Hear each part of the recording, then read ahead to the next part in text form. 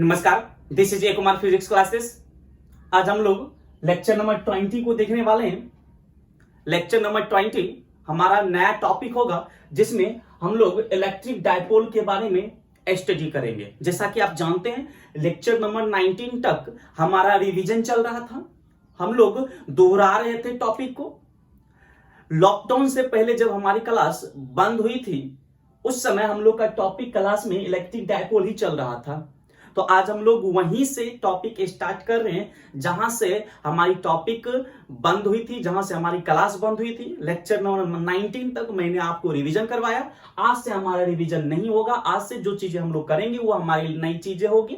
तो आज से हम लोग डिटेल से करते जाएंगे। एनसीईआरटी का क्वेश्चन, टेक्स्ट बुक का क्वेश्चन, एम करीम के क्वेश्चन और जितने भी चीजें डिटेल से हम लोग करते चले जाएंगे। आइए लेक्चर नंबर 20 में हम लोग स्टार्ट करते हैं इलेक्ट्रिक डायपोल विद्युत द्विध्रुव। कि इलेक्ट्रिक डायपोल कहते किसको है? तो सबसे पहले इलेक्ट्रिक डायपोल के बारे में तो ये जान लीजिए, this nature is made by electric dipole.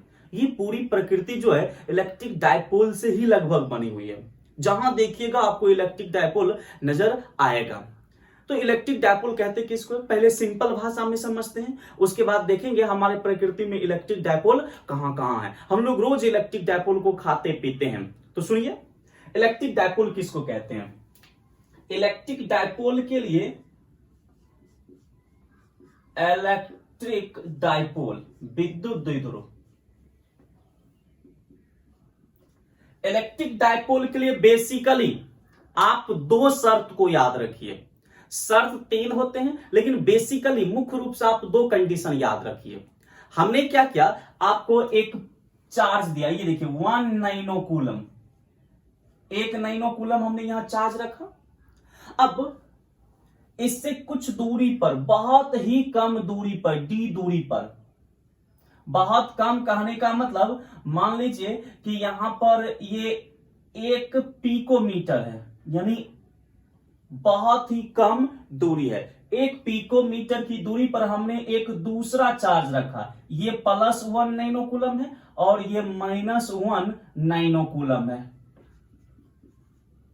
ये देखिए, अब इस सिस्टम को आप गौर से देखिए।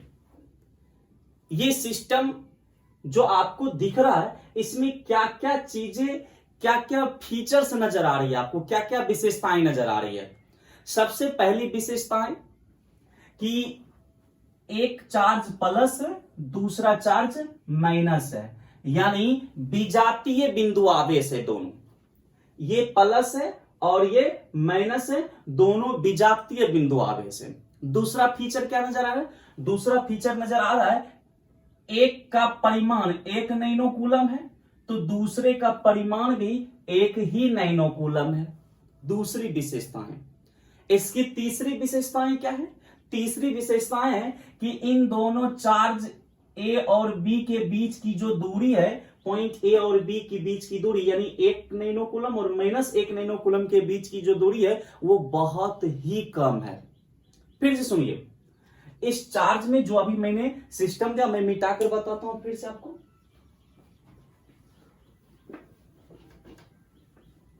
माइंड में सेट ही कर लीजिए। ये देखिए, ये हमारे पास एक पॉइंट है ए। अब इस पॉइंट पर हमने क्या, एक चार्ज को रख दिया। ये पॉइंट ए हमारे पास, यहां पर हमने +1 नैनो कूलम चार्ज को रखा।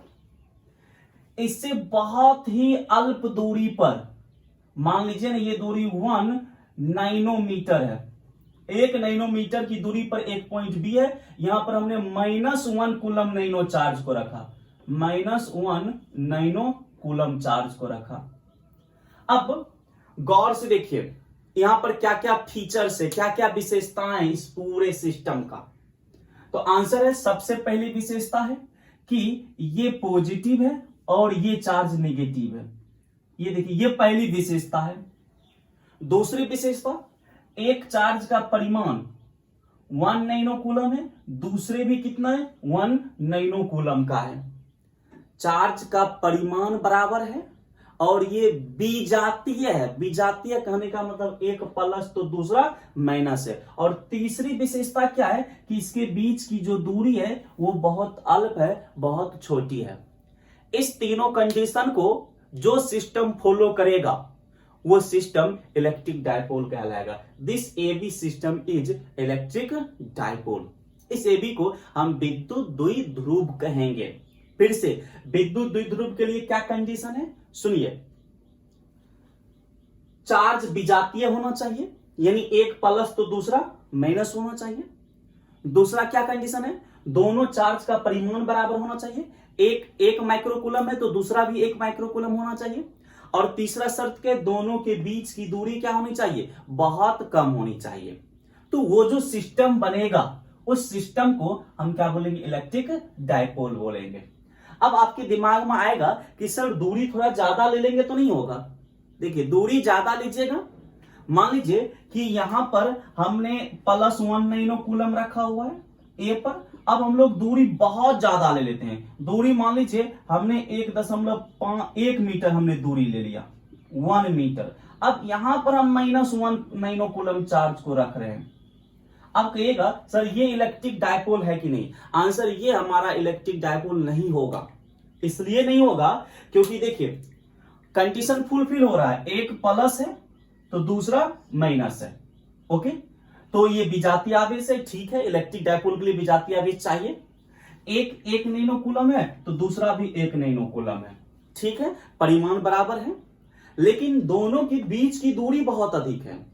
अब बीच की दूरी अधिक होने से क्या होगा कि ये प्लस इस माइनस को अपनी ओर खींचेगा। खींचने से इन दोनों के बीच कौन सा बल लगेगा, आकर्षण बल लगेगा। लेकिन बीच की दूरी अधिक होने के कारण ये आकर्षण बल बहुत ही कमजोर होगा।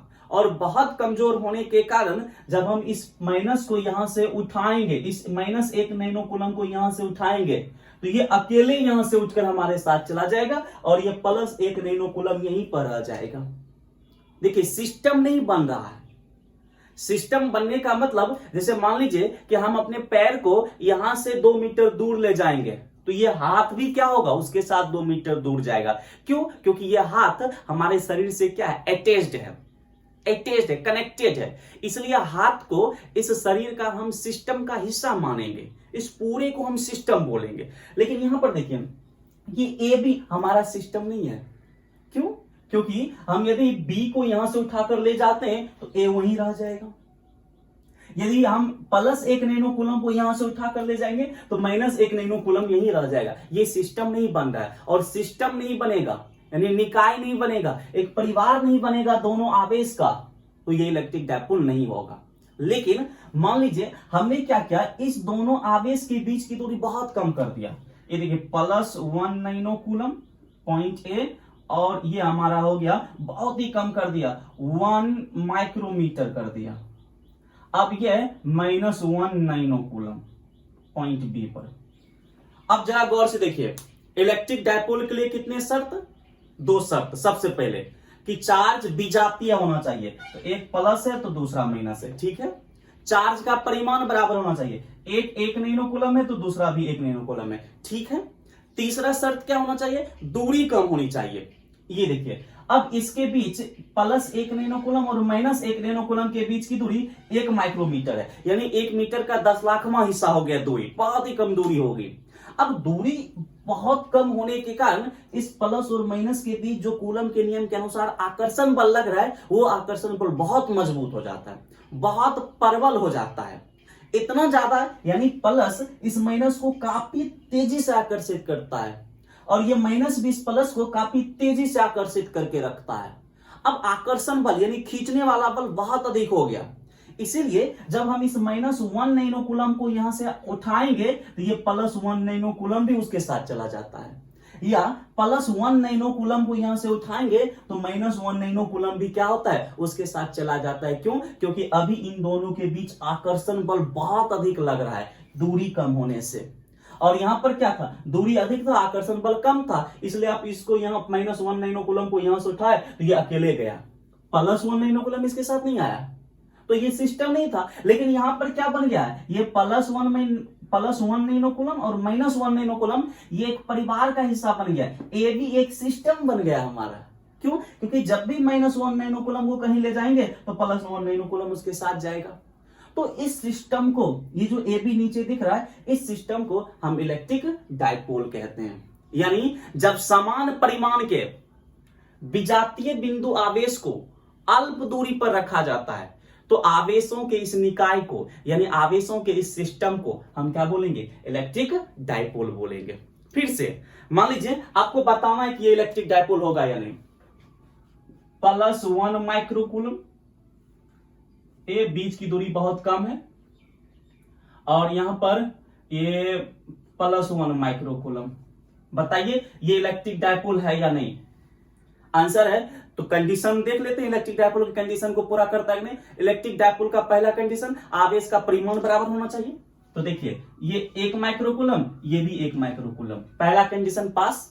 दूसरा कंडीशन कि आवेश को विजातीय होनी चाहिए, एक प्लस तो दूसरा माइनस। तो देखिए यहाँ एक प्लस है, दूसरा भी प्लस है, ये कभी भी इलेक्ट्रिक डायपोल नहीं होगा, परिवार बनेगा ही नहीं, क्योंकि ये प्लस इस प्लस को धक्का देगा तो ये पहले ही दूर चल जाएगा।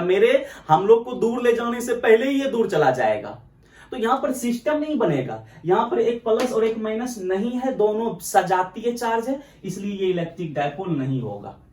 दूसरा मैं दे रहा हूं, मान लीजिए कि ये हमारे पास +1 मिलीकूलम चार्ज है, इससे कुछ दूरी पर -2 मिलीकूलम चार्ज है। बताइए इलेक्ट्रिक डायपोल है कि नहीं? बहुत ही कम दूरी है, शॉर्ट डिस्टेंस है। मिला लेते हैं, चार्ज का परिमाण बराबर, ये देखिए एक प्लस है तो दूसरा माइनस है, यानी चार्ज विजातीय है। ठीक है। दूसरा एक 1 मिलीकूलम है तो दूसरा 2 मिलीकूलम है, यानी चार्ज का परिमाण अभी बराबर नहीं है, इक्वल चार्ज नहीं है, इसीलिए ये भी इलेक्ट्रिक डायपोल नहीं होगा। तो इलेक्ट्रिक डायपोल होगा कौन?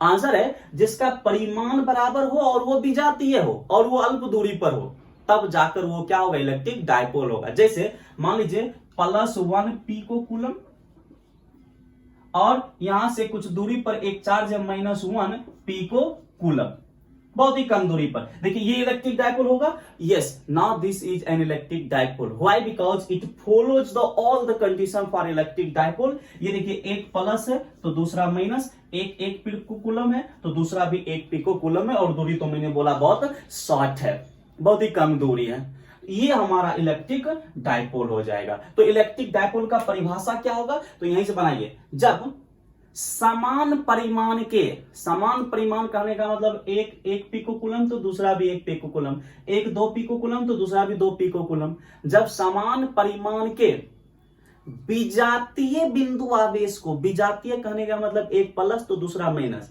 जब समान परिमाण के विजातीय बिंदु आवेश को अल्प दूरी पर रखा जाता है तो आवेशों के इस निकाय को हम इलेक्ट्रिक डायपोल कहते हैं। तो आपके एग्जाम में इलेक्ट्रिक डायपोल का परिभाषा पूछ सकता है, इलेक्ट्रिक डायपोल को परिभाषित करें विद्युत द्विध्रुव को। तो लिखिए, जब समान परिमाण के विजातीय बिंदु आवेश को छोटी दूरी पर रखा जाता है तो आवेशों के इस निकाय को, इस सिस्टम को हम इलेक्ट्रिक डायपोल कहते हैं। तो इलेक्ट्रिक डायपोल का डेफिनेशन आप यहां से नोट कर सकते हैं, मैं पीडीएफ में डाल दूंगा, या आप लिखना चाहते तो लिख सकते हैं। क्या होगा परिभाषा? जब समान परिमाण के विजातीय बिंदु आवेशों को अल्प दूरी पर रखा जाता है तो आवेशों के इस निकाय को हम इलेक्ट्रिक डायपोल कहते हैं। When two equal and opposite charges are placed at a short distance, then this system is known as electric dipole। तो इस सिस्टम को हम इलेक्ट्रिक डायपोल कहते हैं। अच्छा, छोटी दूरी क्यों होगा? छोटी दूरी हम क्यों रखना चाहते हैं? हम चाहते हैं कि वो एक परिवार बन जाए, आकर्षण बल अधिक हो तो एक वो सिस्टम बन जाएगा। अब ये हमारे नेचर में, देखिए इलेक्ट्रिक डायपोल का परिभाषा आप लिख सकते हैं या मैं पीडीएफ में डाल दूंगा। जब समान परिमाण के विजातीय बिंदु आवेश को अल्प दूरी पर रखा जाता है तो उसे इलेक्ट्रिक डायपोल कहा जाता है। मैं बोलूंगा ये इलेक्ट्रिक डायपोल है। आपके दिमाग में 3 चीजें तुरंत आ जानी चाहिए।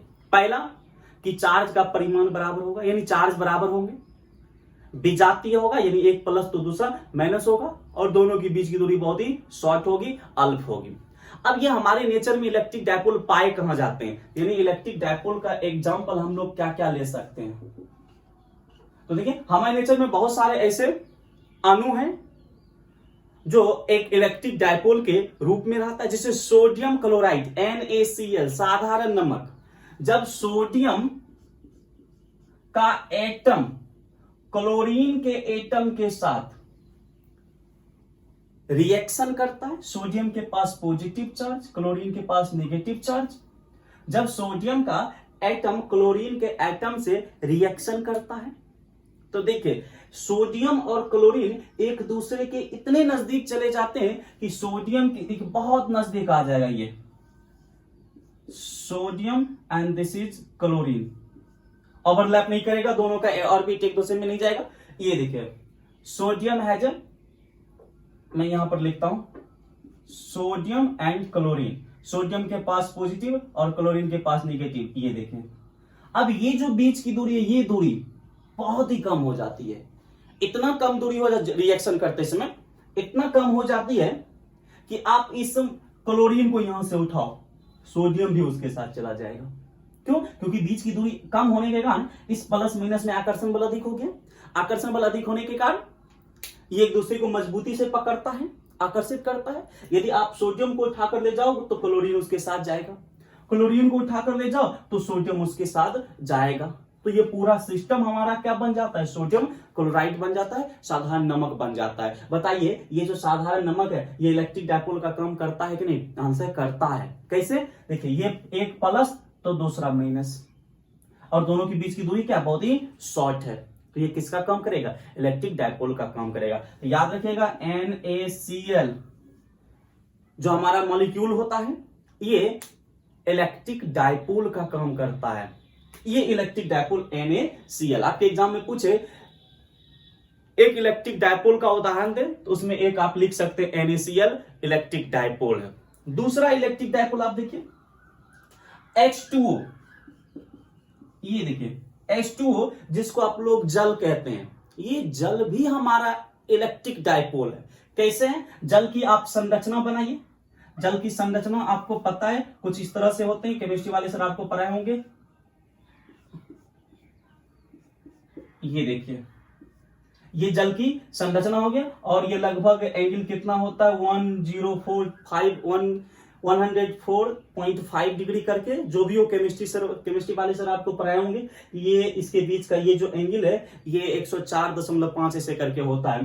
तो ये ऑक्सीजन के पास कितना negative charge? 2 negative charge. Hydrogen के पास एक पॉजिटिव चार्ज, इस हाइड्रोजन के पास भी एक पॉजिटिव चार्ज। अब आप इस हाइड्रोजन के पॉजिटिव को सेंटर में ले लीजिए, देखिए इसका सेंटर यहां होगा, तो हाइड्रोजन का पॉजिटिव यहां आ गया और ये ऑक्सीजन का क्या है? नेगेटिव है। अब देखिए ये पॉजिटिव और नेगेटिव, हाइड्रोजन का पॉजिटिव, ऑक्सीजन का नेगेटिव, और ये जो दूरी होती है बहुत कम होती है। बोर्ड पर आपको दिखने में लग रही थी बड़ी दूरियां, बहुत ही कम दूरी होती है। तो बताइए ये प्लस ये माइनस और बीच की दूरी बहुत ही कम, इलेक्ट्रिक डायपोल है कि नहीं? आंसर है ये भी इलेक्ट्रिक डायपोल की तरह बिहेव करता है, इलेक्ट्रिक डायपोल के शर्त को पूरा करता है। इसलिए H2O पानी भी हमारा क्या होगा? इलेक्ट्रिक डायपोल का काम करेगा। तो NaCl यानी साधारण नमक जो हम लोग खाते हैं, H2O पानी जो हम लोग पीते हैं, ये सारे के सारे क्या है? इलेक्ट्रिक डायपोल ही है, इलेक्ट्रिक डायपोल ही है। आप यहां से क्या कीजिएगा कि ऑक्सीजन को यहां से उठाइएगा, ऑक्सीजन के एटम को, तो ये हाइड्रोजन का दोनों एटम उसके साथ जाएगा। क्यों? क्योंकि वो डायपोल बन चुका है, इलेक्ट्रिक डायपोल है वो। एक पोल को उठाइएगा तो दूसरा पोल उसके साथ जाएगा। तो NaCl H2O सभी इलेक्ट्रिक डायपोल है। एक और चीज CO2, इसको गौर से देखिए, CO2 क्या ये हमारा इलेक्ट्रिक डायपोल है? तो देख लेते हैं CO2 इलेक्ट्रिक डायपोल है कि नहीं। अब CO2 का संरचना हम लोग बनाते हैं। CO2 का संरचना कितना होता है? CO2 का संरचना आपको आ जाएगा कार्बन, ये ऑक्सीजन, ये ऐसे ऑक्सीजन, कार्बन, ऑक्सीजन, ये देखिए ये संरचना हो गया। अब यहां से आप देखिए ऑक्सीजन के पास नेगेटिव चार्ज, कार्बन के पास पॉजिटिव चार्ज, ऑक्सीजन के पास नेगेटिव चार्ज, ये देखिए ऑक्सीजन के पास नेगेटिव, ऑक्सीजन के पास नेगेटिव, कार्बन के पास पॉजिटिव चार्ज। अब ये कार्बन का जो पॉजिटिव चार्ज है उसको यहां पर लाइए, कार्बन का पॉजिटिव चार्ज यहां आएगा पॉजिटिव, और ऑक्सीजन का जो दोनों नेगेटिव है उसका सेंटर ढूंढिए। तो देखिए ये ऑक्सीजन का सेंटर कहां होगा, यही होगा, कार्बन के नजदीक ही होगा, ये नेगेटिव चार्ज। अब गौर से देखिए कार्बन का जहां पर पॉजिटिव है वहीं पर दोनों ऑक्सीजन का नेगेटिव चार्ज आ गया। क्या ये इलेक्ट्रिक डायपोल है? आंसर है, आप कंडीशन देखिए, एक प्लस है दूसरा माइनस है, ठीक है, लेकिन प्लस और माइनस एक ही बिंदु पर है, एक ही लोकेशन पर है, जबकि इलेक्ट्रिक डायपोल के लिए शर्त होना चाहिए कि प्लस और माइनस के बीच थोड़ी सी डिस्टेंस होनी चाहिए, लेकिन CO2 में ऐसा नहीं दिख रहा है, इसलिए CO2 इलेक्ट्रिक डायपोल नहीं होगा। क्यों? क्योंकि इसके बीच प्लस और माइनस के बीच कोई दूरी ही डेवलप नहीं हो रहा है, इसलिए CO2 हमारा इलेक्ट्रिक डायपोल का काम नहीं करेगा। तो याद रखिएगा, नेचर में CO2 carbon dioxide electric dipole का काम नहीं करता, ये इलेक्ट्रिक डायपोल नहीं होता है क्योंकि इसके प्लस और माइनस एक ही लोकेशन पर आ जाते हैं। अब हमने क्या किया, मान लीजिए यहां हमारे पास एक विद्युत क्षेत्र है इस दिशा में, ये देखिए दाईं ओर राइट साइड एक विद्युत क्षेत्र है। अब हमने इस CO2 को इस विद्युत क्षेत्र में रख दिया, इलेक्ट्रिक फील्ड में रख दिया। बताइए इलेक्ट्रिक फील्ड में रखने से क्या होगा? तो आइए सबसे पहले ये देखिए ऑक्सीजन आएगा इस इलेक्ट्रिक फील्ड में, ऑक्सीजन का एग्जैक्ट जगह क्या है, पॉइंट ए। जो ही ये माइनस इस विद्युत क्षेत्र में आएगा, ये देखिए ये माइनस इस विद्युत क्षेत्र में आएगा, विद्युत क्षेत्र चार्ज पर क्या करता है, फोर्स लगाता है। किधर फोर्स लगाता है? तो आपने पढ़ा था विद्युत क्षेत्र नेगेटिव चार्ज पर विपरीत दिशा में फोर्स लगाता है। तो विद्युत क्षेत्र दाईं ओर है तो नेगेटिव चार्ज पर फोर्स कहां लगेगा, बाईं ओर। जो ही ऑक्सीजन इस विद्युत क्षेत्र में आएगा, विद्युत क्षेत्र इसको फोर्स लगाकर थोड़ा सा यहां के बदले यहां शिफ्ट कर देगा, ये देखिए, जबकि इस माइनस को इस पॉइंट पर शिफ्ट होना चाहिए था, विद्युत क्षेत्र इसको फोर्स लगाकर थोड़ा और बाईं तरफ शिफ्ट कर दिया। अब इस माइनस को देखिए, ये ऑक्सीजन को लाते हैं, जो ही ये ऑक्सीजन विद्युत क्षेत्र में प्रवेश करेगा, विद्युत क्षेत्र फिर से इसके नेगेटिव को क्या करेगा, फोर्स लगाएगा। किधर? तीव्रता के विपरीत दिशा में, तीव्रता दाईं ओर है तो फोर्स कहां लगेगा, बाईं ओर। तो इस माइनस को वास्तव में इस बिंदु पर शिफ्ट होना चाहिए, लेकिन विद्युत क्षेत्र उसको धक्का देकर यहां दे आएगा ये देखिए यहां पर रख देगा, ठीक है। अब हमने क्या किया, इसको देखिए, इस प्लस और माइनस को, CO2 इलेक्ट्रिक डायपोल क्यों नहीं था, क्योंकि ये प्लस और ये माइनस एक ही बिंदु पर था।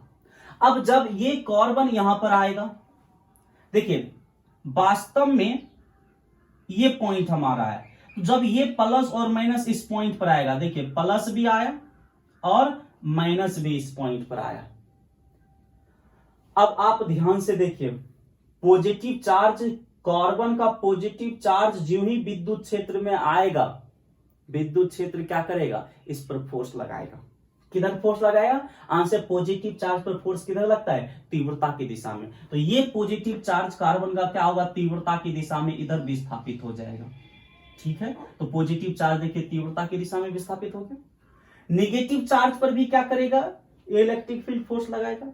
किधर फोर्स लगाएगा, तीव्रता के विपरीत दिशा में। तो ये नेगेटिव चार्ज इधर शिफ्ट हो जाएगा, ये देखिए गौर से यहां देखिए, पहले ये प्लस और माइनस एक ही बिंदु पर था, आज देखिए प्लस और माइनस एक दूसरे से कुछ दूरी पर शिफ्ट हो गया, दोनों के बीच कुछ दूरी डेवलप हो गया।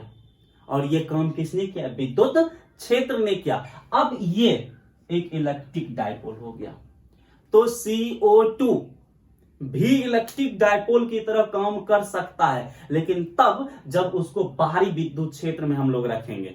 बाहरी विद्युत क्षेत्र में रखने से क्या होता है, आंसर, बाहरी विद्युत क्षेत्र में रखने से विद्युत क्षेत्र CO2 को ध्रुवित कर देता है, पोलराइज कर देता है। ध्रुवित करने का मतलब उसके प्लस और माइनस को एक लोकेशन से हटाकर उसके बीच दूरी डेवलप कर देता है, इसलिए वो इलेक्ट्रिक डायपोल की तरह व्यवहार करना शुरू कर देता है। तो NaCl तो इलेक्ट्रिक डायपोल है, H2O भी इलेक्ट्रिक डायपोल है, लेकिन CO2 इलेक्ट्रिक डायपोल नहीं है। ये इलेक्ट्रिक डायपोल की तरह कब काम करेगा? जब इसको बाहरी विद्युत क्षेत्र में रखेंगे तब ये इलेक्ट्रिक डायपोल की तरह कार्य करता है। तो ये सारे हमारे इलेक्ट्रिक डायपोल्स हो गए, आप इसको याद रखिएगा। मेरे ख्याल से इलेक्ट्रिक डायपोल आपको समझ आ गया होगा किसको कहेंगे इलेक्ट्रिक डायपोल।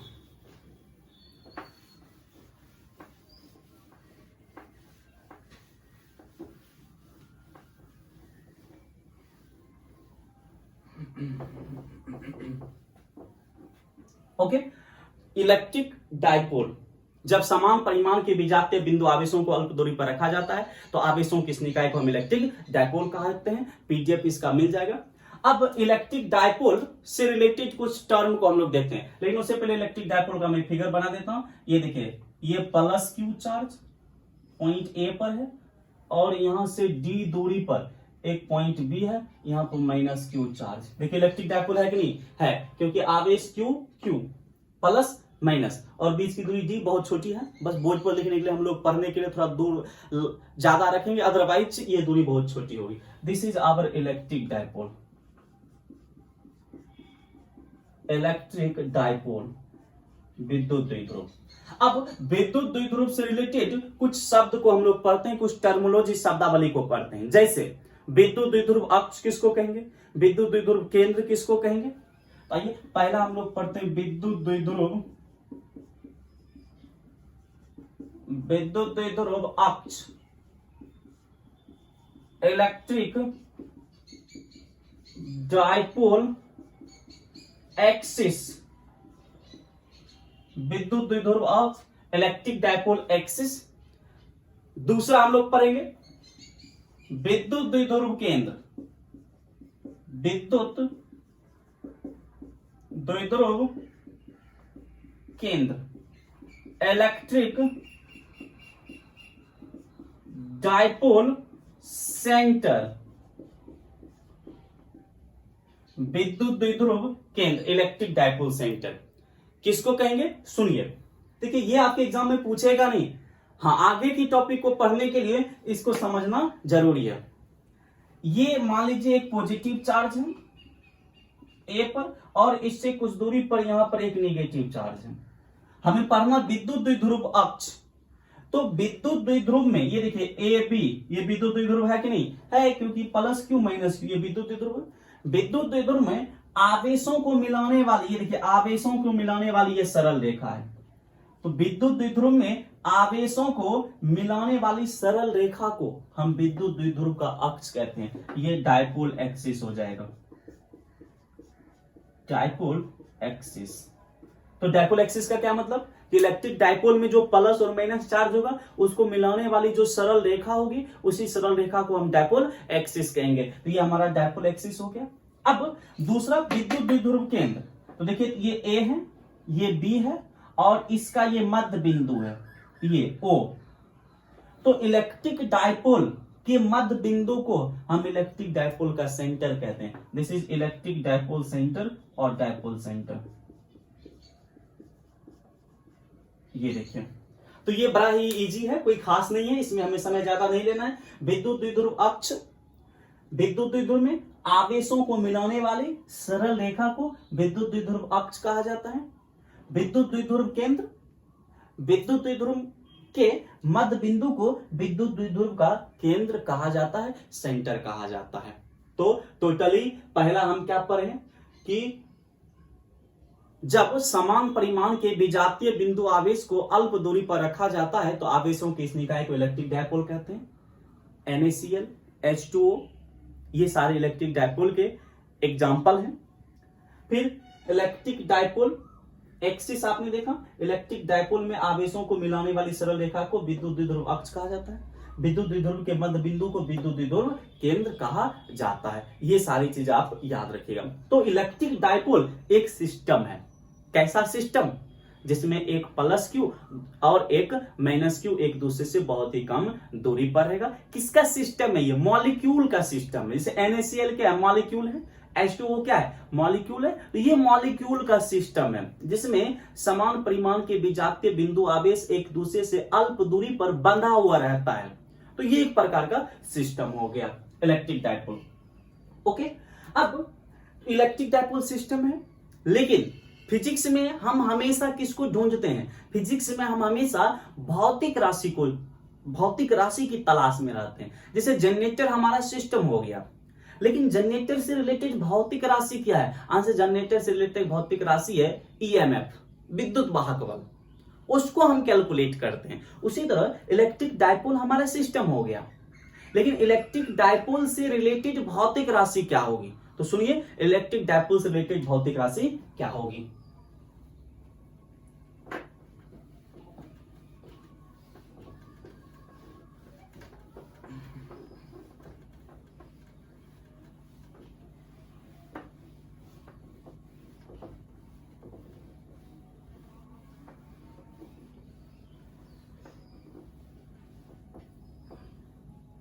सुनिए, ये एक इलेक्ट्रिक डाइपोल है।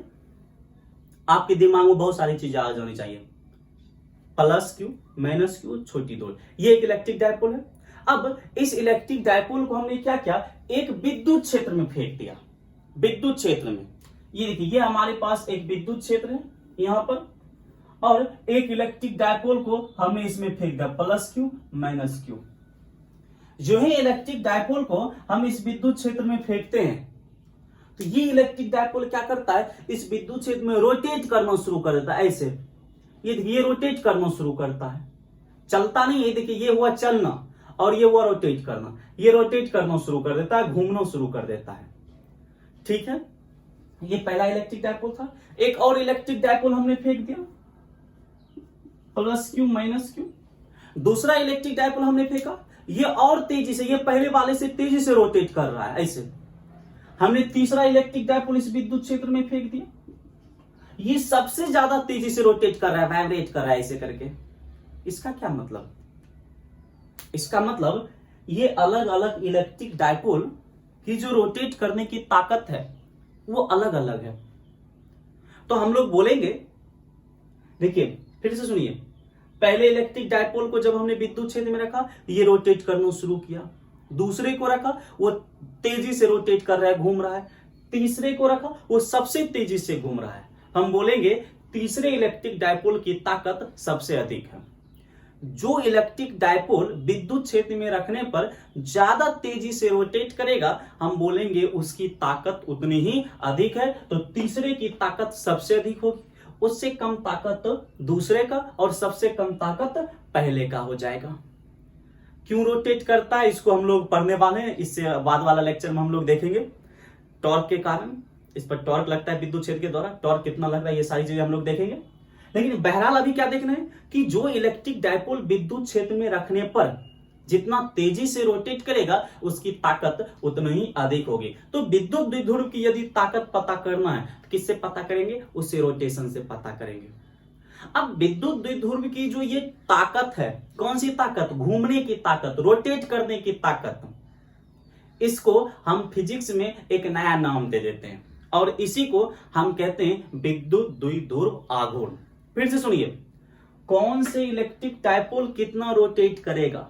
जो जितना अधिक रोटेट करेगा उसकी ताकत उतनी ही अधिक होगी, और ताकत को हम कैलकुलेट कर सकते हैं। रोटेट करने की जो ताकत है उसको कैलकुलेट कर सकते हैं, और जिसको कैलकुलेट कर सकते हैं वो भौतिक राशि होगा। यानी किसी इलेक्ट्रिक डाइपोल की जो घूमने की ताकत होती है, रोटेट होने की जो ताकत होती है, वही हमारा भौतिक राशि हो जाएगा। और उसी घूमने वाली ताकत का नाम हम रख देते हैं विद्युत द्विध्रुव आघूर्ण, electric dipole moment. And this is very very very topic.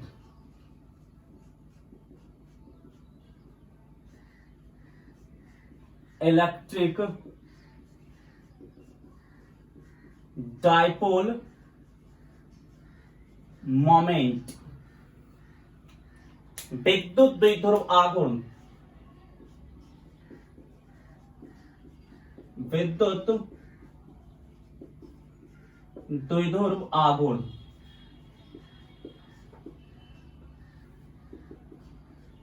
याद रखिएगा, विद्युत द्विध्रुव एक सिस्टम है, लेकिन विद्युत द्विध्रुव आघूर्ण क्या है?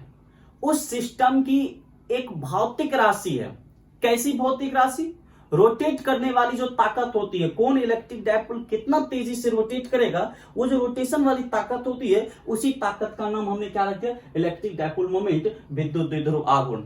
जैसे आपने बोला तीसरे इलेक्ट्रिक डायपोल की ताकत अधिक है, तो हम ये नहीं बोलेंगे तीसरे की ताकत अधिक है, हम क्या बोलेंगे, तीसरे की क्या अधिक है, इलेक्ट्रिक डायपोल मोमेंट, विद्युत द्विध्रुव आघूर्ण अधिक है।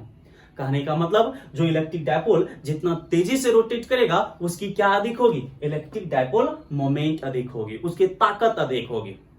तो यदि ताकत को बताना है तो फिजिक्स में भौतिक राशि के भाषा में किस भाषा में बोलेंगे, इलेक्ट्रिक डायपोल मोमेंट के भाषा में बोलेंगे। तो जिस इलेक्ट्रिक डायपोल की इलेक्ट्रिक डायपोल मोमेंट अधिक होगी उसकी ताकत अधिक मानी जाएगी। मैंने बोला ये इलेक्ट्रिक डायपोल है, इसकी ताकत 50 है, ये एक इलेक्ट्रिक डायपोल है, इसकी ताकत 20 है, तो कौन तेजी से रोटेट करेगा, ये तेजी से रोटेट करेगा। अब दूसरी भाषा में ताकत को ही हमने क्या बोल दिया, इलेक्ट्रिक डायपोल मोमेंट। मैं बोलूंगा ये इसकी इलेक्ट्रिक डायपोल मोमेंट 80 है और इसकी इलेक्ट्रिक डायपोल मोमेंट 90 है, तो बताइए किसके ताकत अधिक है, जिसकी इलेक्ट्रिक डायपोल मोमेंट अधिक है, 90 वाले की ताकत अधिक है।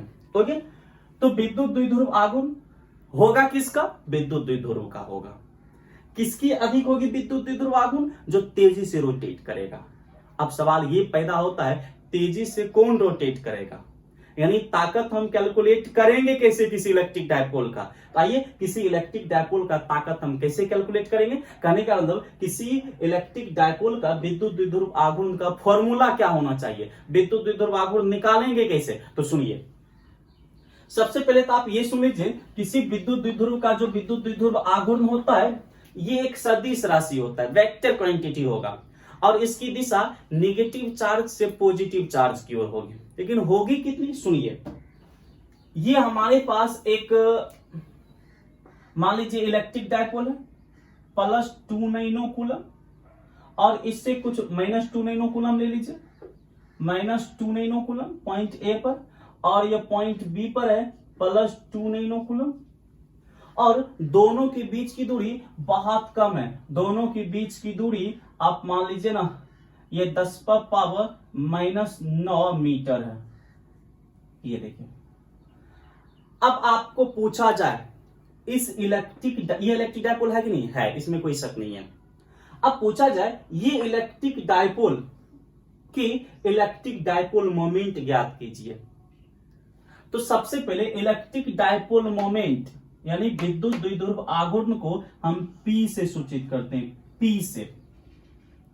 अब किसी विद्युत द्विध्रुव का विद्युत द्विध्रुव आघूर्ण हमें निकालना है तो हम क्या करते हैं, दोनों आवेशों में से किसी एक का परिमाण ले लेते हैं। तो देखिए ये 2 नैनो कूलम, ये भी 2 नैनो कूलम, कोई एक ले लीजिए 2 नैनो कूलम और दोनों आवेशों के बीच की दूरी से आप गुना कर दीजिए 10⁻⁻9 मीटर। ये देखिए अब कर लीजिए कितना हो जाएगा, 2 गुना 10⁻⁻9 nano coulomb metre, nano coulomb metre. Nano coulomb को आप कूलम में भी चेंज कर सकते हैं।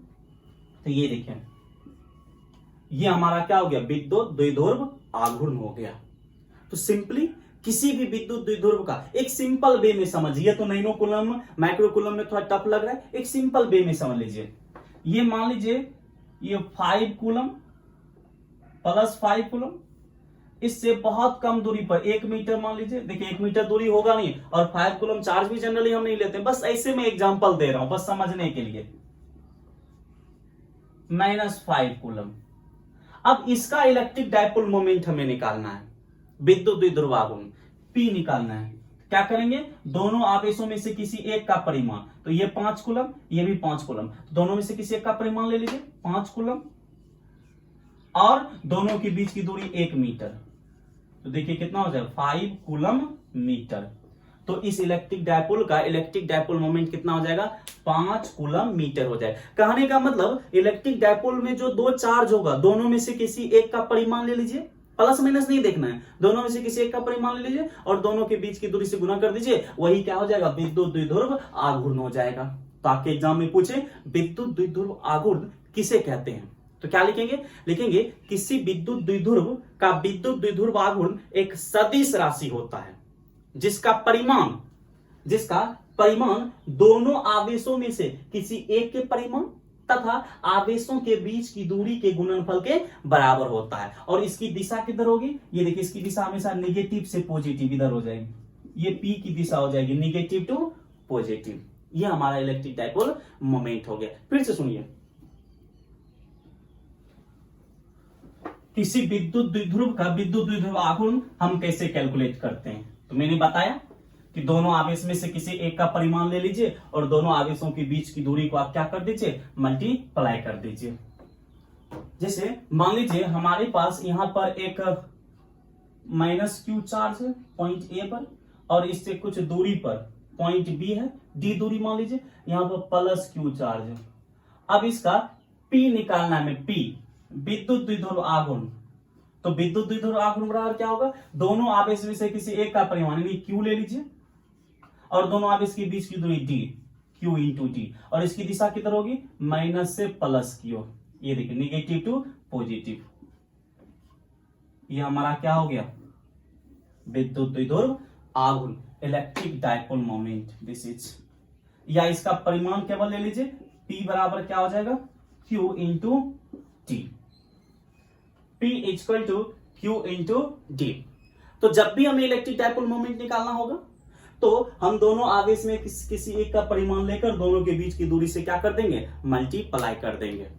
फिर से सुनिए, विद्युत द्विध्रुव आघूर्ण का परिभाषा क्या लिखेंगे, लिखेंगे किसी विद्युत द्विध्रुव का विद्युत द्विध्रुव आघूर्ण एक सदिश राशि होता है जिसका परिमाण दोनों आवेशों में से किसी एक के परिमाण एवं आवेशों के बीच की दूरी के गुणनफल के बराबर होता है तथा इसकी दिशा ऋण आवेश से धन आवेश की ओर होता है। और ये कई बार पूछा है, 2014 में पूछा है, 2015 में पूछा है। हमारे पास यहाँ पर क्वेश्चन बैंक है, मैं आपको क्वेश्चन बैंक से दिखाता हूं। 2015, 14 में भी पूछा हुआ है, 15 में भी पूछा हुआ है।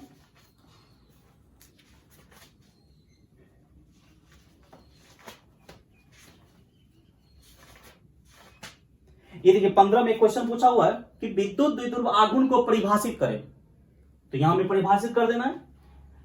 उसके बाद यहां पूछा विद्युत, इसका एसआई मात्रक लिखे, एसआई मात्रक आप लिख लीजिए यहां से, अभी तो हम देखने वाले थे। ये देखिए चार्ज का एसआई मात्रक क्या होता है, कूलम, और डी दूरी का क्या होता है, मीटर। तो विद्युत द्विध्रुव आघूर्ण का एसआई मात्रक क्या हो जाएगा, कूलम मीटर। चार्ज का विमीय सूत्र AT और मीटर का L, ये देखिए ATL, या चार्ज का IT भी बोल सकते हैं, ITL।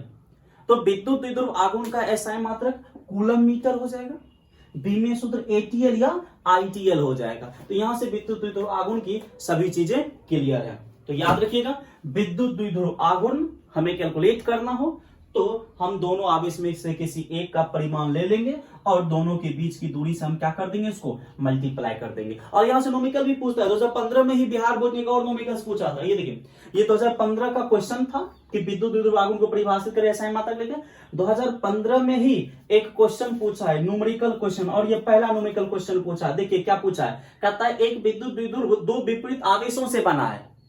बना क्या है, बना रहता ही है, ये नहीं भी बोलता फिर भी हम लोग समझते कि दो विपरीत आवेश से ही बना रहता है विद्युत द्विध्रुव। एक विद्युत द्विध्रुव दो विपरीत आवेशों से बना है जिसका परिमाण इतना, ये देखिए परिमाण दिया गया है प्लस 3.2 गुना 10 पर पावर माइनस 19 कूलम और माइनस 3.2 गुना 10 पर पावर माइनस 19 कूलम।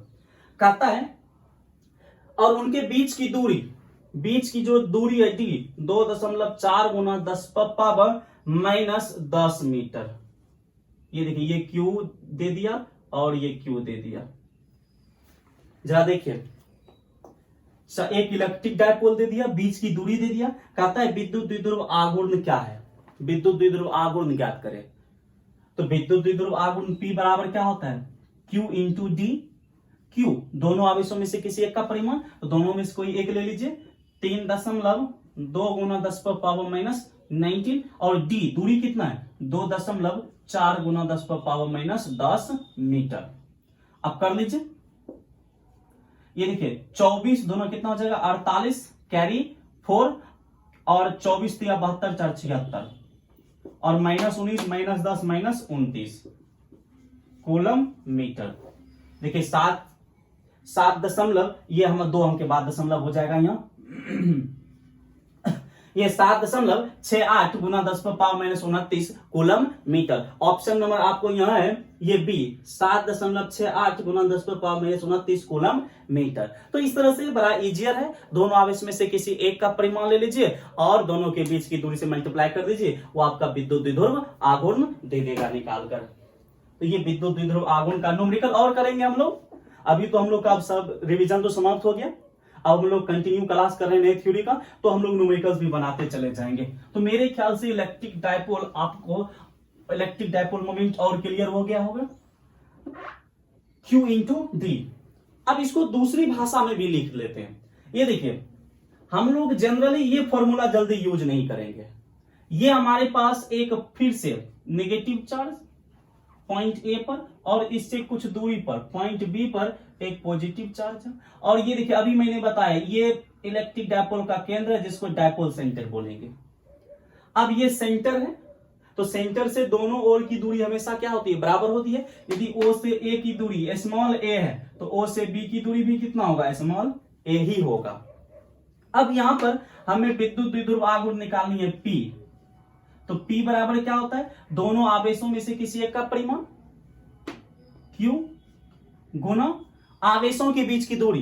तो देखिए -Q और +Q के बीच की दूरी कितना है, a कितना 2a। तो देखिए P बराबर क्या हो गया, 2a।